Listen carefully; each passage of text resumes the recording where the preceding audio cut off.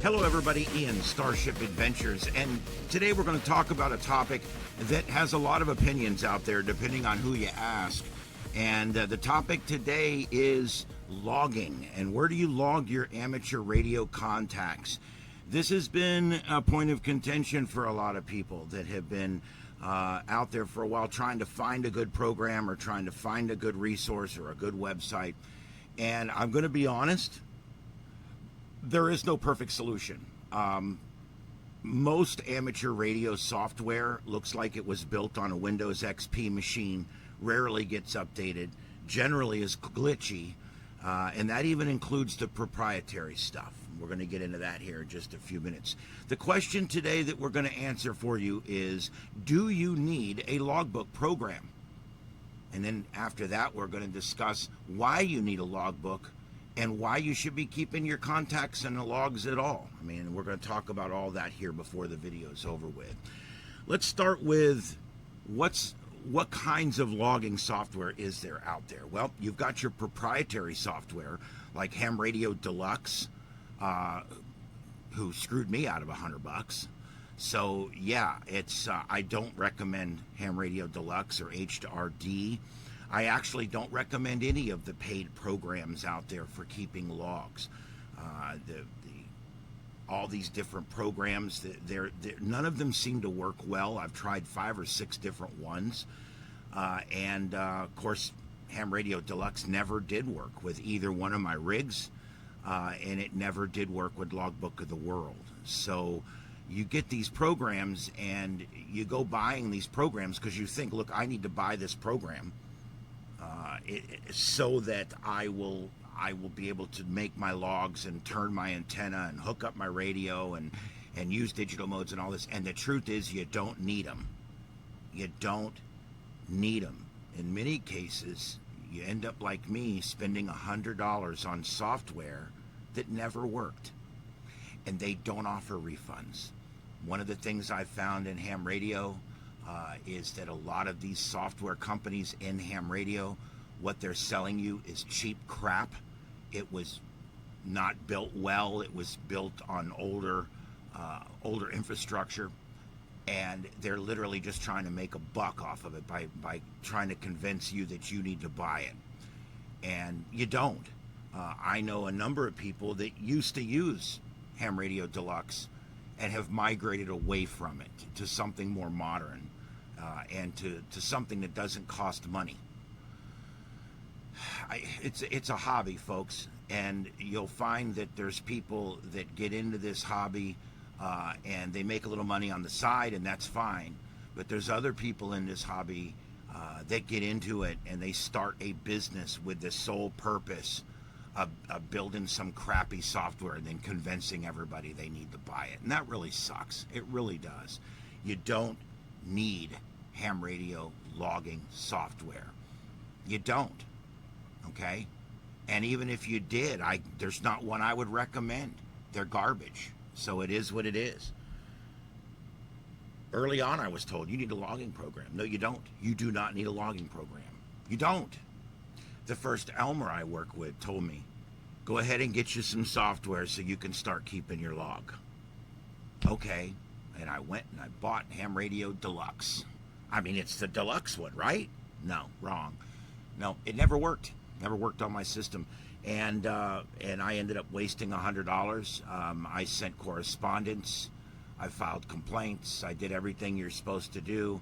And found out the company is run from overseas, and they really just don't care about you, the customer. People never start logging because they think they need a fancy program, and there's no truer statement. Please don't not log because you don't have a program to log. You don't need one. Which brings me to the next thing. What do I use to log? Logbook of the World? No, it's not a logging software. As a matter of fact, Logbook of the World is probably one of the most complicated, convoluted, self-important piles of crap I've ever seen in my life. And of course, it was just down for 2 months, okay? It was just down for 2 months. They finally got it back up, They're finally getting through the backlog, but the bottom line is you can't log to Logbook of the World. Logbook of the World is where you send your log once you've made it, so that those contacts can be confirmed. I have decided that I'm probably done with Logbook of the World. I went after it came back up. I went to try to consolidate my logs and to send them up and down, and it no longer works for me. It's given me errors with the TQS8, whatever, this and that. And you want to know the truth? I'm not dealing with that convoluted mess again. Logbook of the World is a disgusting mess. It looks like it was written 20 years ago. The files that you need, the special programs to convert the files, the certificate files, the programming needs to log things. I finally had it all going through QRZ. It took me, I was logging for 6 months before I got Logbook of the World working finally. And then when I finally got Logbook of the World working and accepting my logs, I had nothing but trouble with it. It would work for a few months, and then it would stop accepting logs again. And there was an issue with the certificate program, or there's an issue with the TSQL8 file, or whatever it was. The bottom line is Logbook of the World was just written by people that don't know what they're doing. And obviously now we know it's maintained by people that don't know what they're doing. Unfortunately, that's the way it is. You're not down for 2 months with zero transparency to your membership, and then turn around and tell me, no, we're responsible in what we do. No, I don't think so. I really don't. Logbook of the World is a mess. I've been using it for a few years. I can no longer upload to it now that it's been fixed.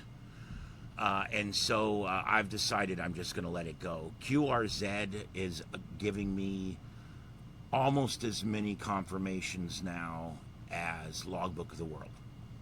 And I just don't think it's worth the fight anymore to get Logbook of the World working. Again, I don't know what it's going to take. How many hours of my time is it going to take to sit here and try to figure out the conflict between the 8 file and the 5 file, and the certificate's not right, or what a mess. Whoever designed Logbook of the World should be ashamed of themselves. It is just a disgusting mess. And I'm no longer using it. I decided this morning, when I tried again this morning to upload all of the logs from the last 2 months, that I couldn't upload because, I don't know, it was down. And now it won't accept my logs. It's given me errors this morning, and I'm done with it. I'm absolutely done with it. So if you and I have a contact out there, hopefully you're on QRZ, and then we'll still get our confirmation, because that's where the industry is moving.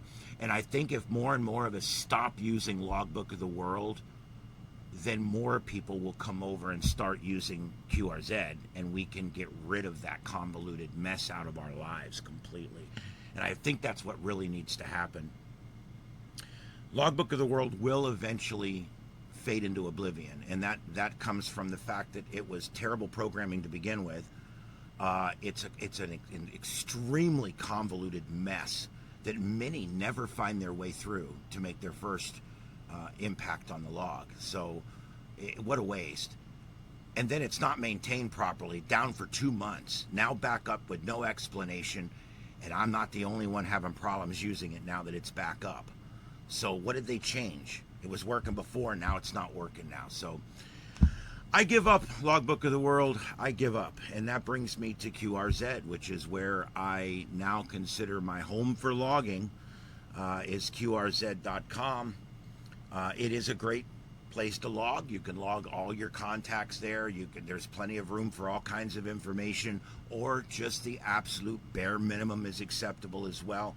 And I think it's pretty good. Some people told me, well, you can't use QRZ for logging. It's just too complicated. No, it's not.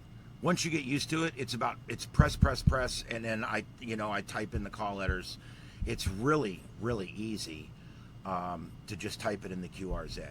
And where people get their big hang up is, I don't want to type in the frequency every time. Get over it. It's not that big a deal.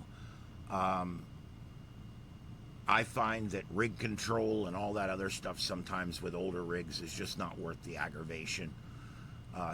Dial the radio, make the contact, log it in the computer. It's not that difficult. It really isn't. If you want to, there is ways to integrate your rig with your radio and all that, but I don't bother with all that.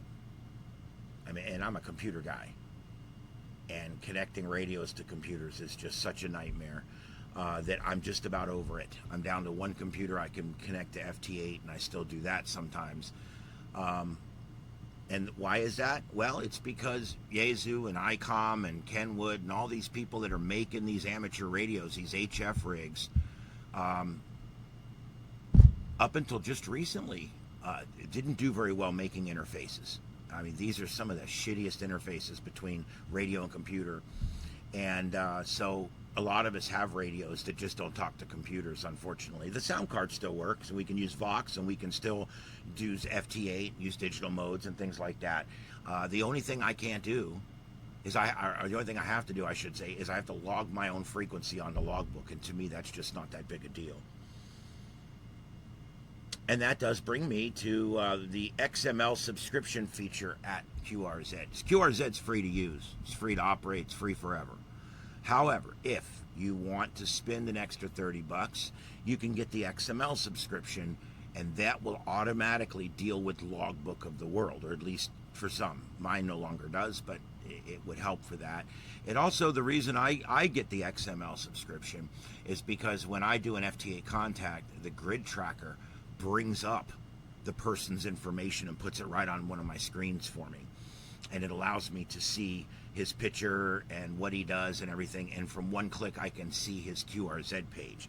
So even though FT8 is not as social as any of the other, it's actually the least social of all the modes, I still feel that I get to know these people a little bit because their face pops up in my shack while I'm communicating with them.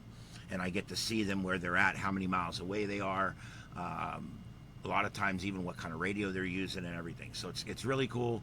And so that's all through QRZ. And that with a small subscription, it will then push those contact information through to Grid Tracker. And so if you're using WSJT-X or WSJT-Z, I strongly suggest using Grid Tracker along with it, and go ahead and set it up. Set it up to keep you a spare log file. Set it up to go ahead, and you can set that up also to Logbook of the World, although mine's no longer accepting it either for some reason. But if you can get that to work, that's great. Grid Tracker will also automatically log to QRZ. It will automatically log to Logbook of the Old Man, to EQSL. It'll automatically log to all of these other sites that I haven't mentioned because I haven't used them. And so I'm not gonna come on here and try to talk about sites that I have not personally used. I've heard good things about Logbook of the Old Man, which is an online service, and I've heard good things of EQSL, and I do send my logbooks to both of those services, mostly just as a backup, and so that my confirmations are out there when other people go looking for them. All right, and then let's talk about contesting. Contesting is the one time you really do need a software, and there is no good ones. There's proprietary ones, which of course I'm not going to use. I'm not paying $50 for a piece of software that looks like it was written 25 years ago. What I use right now is N1MM Logger, which is free. The last 2 out of the last 3 contests I tried to use it with, it did not work. And so until I can find better contesting software, and if you have any suggestions on some free contesting software, do me a favor, put it in the description. I check, read, and respond to every one of my comments. Please put it in the description. I'd love to check out some other services out there to see what there is. The bottom line here, you got to keep a logbook. And it's not an easy thing. Like anything else with ham radio, it's a hobby. It's made to be tinkered with, and there is no clear-cut solution. There is no clear-cut right and wrong answer. There is no one program that works best. What we have is a Logbook of the World that is what the most people use. that's probably some of the worst programming you're ever going to see. And some of the most complicated programming you're ever going to deal with certificates and logs and programs and TSQ8 files. And I mean, look, if you've dealt with Logbook of the World, you either know it's a mess and I got through it, or it's a mess and I never got it to work. And I know a lot of people in that latter category, I hate to admit it, that have never ever got it to work. And if ARRL, which is not responsive to its members and hasn't been for a long time, if they were responsive at all, they would fix this mess so that people could use it with ease and not have to deal with all the mess that we have to deal with now when we deal with Logbook of the World. Just accept our logs. There doesn't need to be certificate files, and there doesn't need to be special encrypted this, and we're not sending it to Ukraine via Russia. I mean, I don't understand what all the James Bond secret squirrel cloak and dagger horseshit is when it comes to the Logbook of the World. I just don't get it. Why is that? What is it? Why is it necessary? QRZ, their site is just as secure, considered just as valid, and they don't have any of that bullshit. Okay? Why would ARRL think it's necessary to overcomplicate that? Oh, that's right. They overcomplicate everything they get involved with. That explains a lot. Anyway, the bottom line, you need to keep a logbook, okay? You have to keep a logbook. You want to keep logs. I mean, face it, your logbook is kind of like your, it's kind of like your performance. It's what you've done. It's what you've managed to do. And later on, after you've been a ham for a while and you start to get good at it and you start to, you're making good contacts and everything, suddenly you're going to realize, I never bothered. And now I've made 1,000, 2,000, 5,000 contacts that I've just never bothered to log, and they're gone. Unfortunately, they're gone. It's difficult to retrieve them back the other way from other people like that. That's not the way they work. So if you don't originally log it, you don't get credit for it. Now, you originally log it, and they originally log it. Now you get credit for a confirmation, which is even better. 4 out of 5 of my contacts are confirmed on both ends. That's important. So it is important to keep a log. It's important to be active. We want to be active in ham radio. I know it's very difficult with all the modes and the bands and all of the different things out there, and the lack of participation and the old curmudgeons on the radio and the overregulation, underregulation. It's just such a mess. But you've got to start that logbook from day one. You know what I'm saying? And you don't need a program. Go right now to QRZ and claim your account. If you've already claimed your account, go up to the upper right, click on your call sign and click logbook and get started. If you've got an ADI file or an ADIF file or a contest log or any kind of digital logbook file, you can send it to QRZ. And it will immediately insert those right into your log. I went to my WSJT-X program for FT8. You go in there, you find the ADI file, and you import it to QRZ, and bam, all your FT8 contacts are now on QRZ. It's that simple. And not that difficult to do. So you want to keep a log. You want to keep the contacts. You want people to understand that you've been active in the hobby. I think it's important for active people to find active people. And one of the things I look for, when someone says, "Man, I'm really into the hobby," and I go look them up on 2 or 3 websites and they haven't made their first logged contact yet. Are you really into the hobby, dude? Seriously? And so it's kind of one of those things where is it necessary? No, you don't ever have to keep a log. But it's almost like being really, really into sports but not keeping score.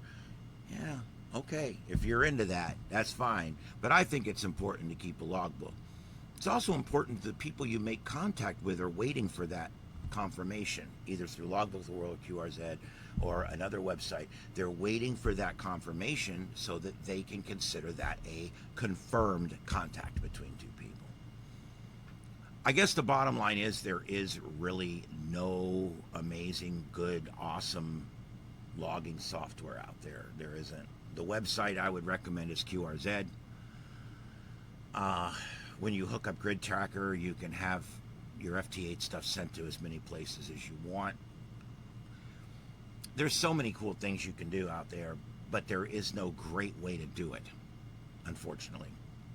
I find ham radio software, I guess because it's all created on people's off time, out of the kindness of their heart, or in some cases to make a cheap buck, make a quick buck.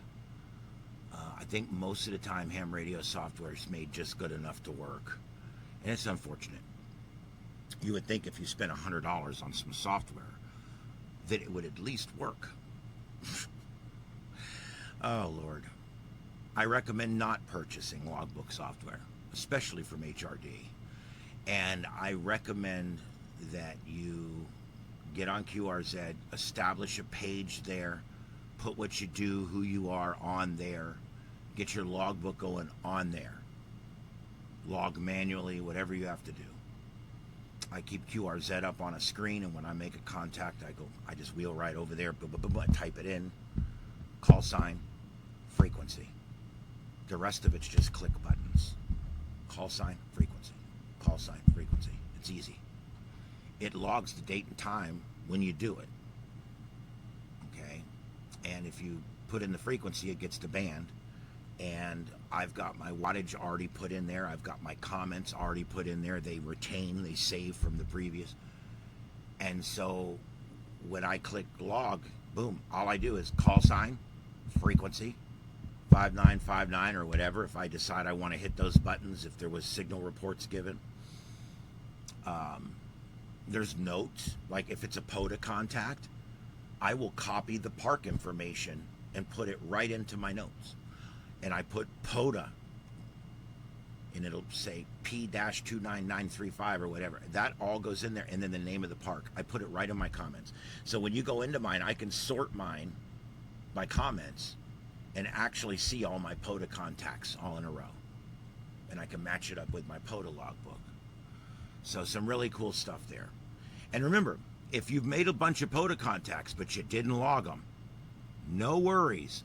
Those are safe. You can go to POTA right now, Parks on the Air, and even if you've never signed up on that website before, sign in, get your screen name and, or get your call sign in there, and once you sign up, you'll have access now to your logs, and every contact you've ever made on POTA is right there.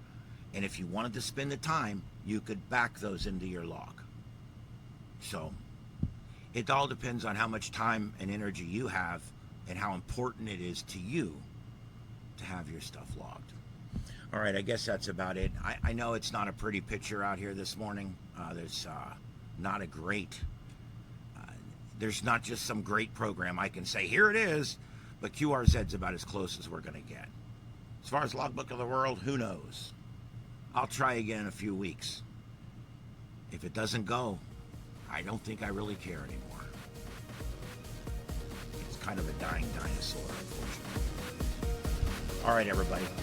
This is Ian, Starship Adventures. I hope to hear you on the bands. I hope to see you on the next adventure.